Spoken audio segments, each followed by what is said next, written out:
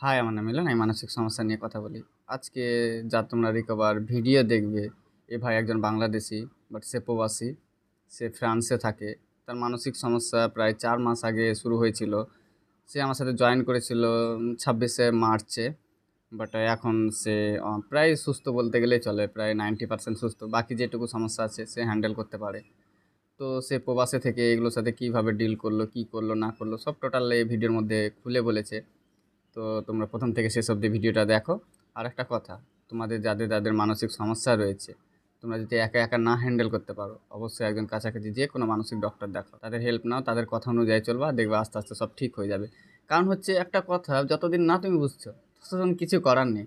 কারণ আমরা যে এই সমস্যার মধ্যে ফেসে রয়েছি তার মূল উদ্দেশ্য হচ্ছে যে আমরা সঠিকভাবে এগুলোর সাথে ডিল না করা। আর একটা কথা, সবথেকে বড় কথা, আমরা যে সমস্যার মধ্যে গিয়েছি বা পড়েছি সেটা কী কারণে? নেগেটিভের জন্য। এবারে যদি আমরা পজিটিভ ঠিকঠাক দিতে পারতাম, তাহলে কি আদৌ এই সমস্যার মধ্যে আমরা ফাঁসতাম? কখনোই না। তাহলে এগুলো বুঝতে হবে অবশ্যই। এবার অনেকে আছে যারা হয়তো একেকজনে এক এক ভিন্ন ভিন্ন কমেন্ট করে, সবারই তো আর অ্যান্সার দেওয়ার সময় হয় না। কারণ হচ্ছে যে আমি এমনিতে বিজি থাকি। তো যাদের যাদের খুবই প্রবলেম হচ্ছে তারা অবশ্যই কাছাকাছি যে কোনো একজন মানসিক ডক্টর দেখাও। দেখবে আস্তে আস্তে যখন এগুলো বুঝবে তখন এখান থেকে রিকভার হয়ে যাবে। চল আর বেশি কথা বাড়াবো না, ততক্ষণ আমার ভিডিওটা দেখো। আর আমার চ্যানেলে যদি নতুন হও তো আমার চ্যানেলটিকে অবশ্যই সাবস্ক্রাইব করো, আমার পাশে থাকো। তো চলো ভিডিওটা দেখো। আসসালামু আলাইকুম। আমি ফ্রান্সের রাজধানী প্যারিস থেকে বলতেছি। আমি বিগত আজকে থেকে 6 মাস আগে হঠাৎ করে আমার একটি সমস্যা দেখা দেয়। সমস্যাটি হচ্ছে, হঠাৎ করে আমার হাত পা কাঁপুনি দিয়ে উঠে, বুক ধড়ফড় করে। আমি প্রথমে ভাবছিলাম হয়তো আমার স্ট্রোক হয়ে যেতেছে, হয়তো আমার শরীর খারাপ হয়ে গেছে, হয়তো আমার হার্টের সমস্যা। আমি সাথে সাথে ফ্রান্সের প্যারিসে একটি স্থানীয় হাসপাতালে যাই। হাসপাতালে যাওয়ার পরে আমার চেক আপ করার পরে ওরা বলে আমি নর্মাল। আমি ওখানে যাওয়ার পরে ভালো হয়ে যাই।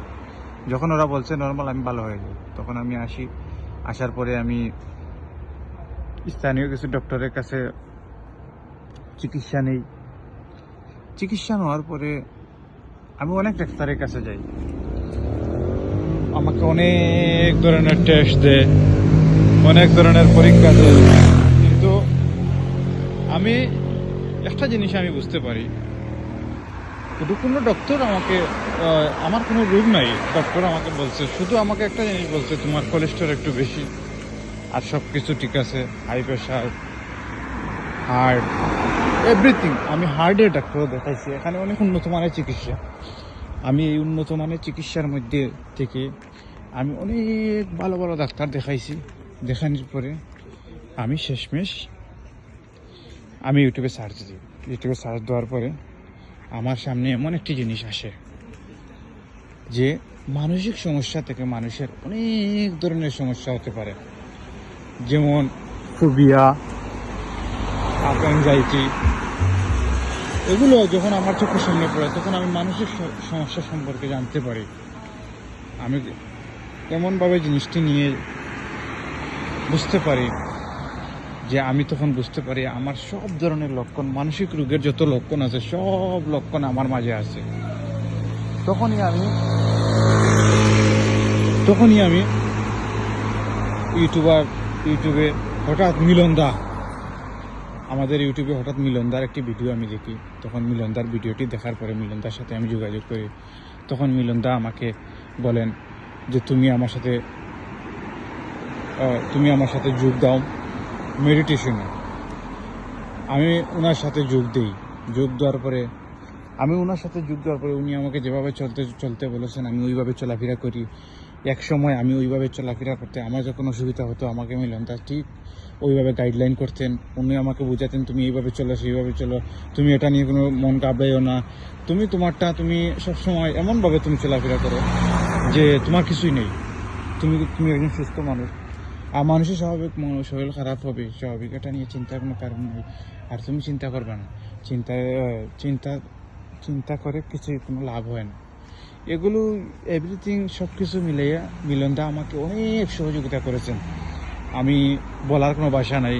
আমার যখনই শরীর খারাপ করতো তখন আমি এখন সম্পূর্ণ 90% রিকভারি হয়ে গেছে।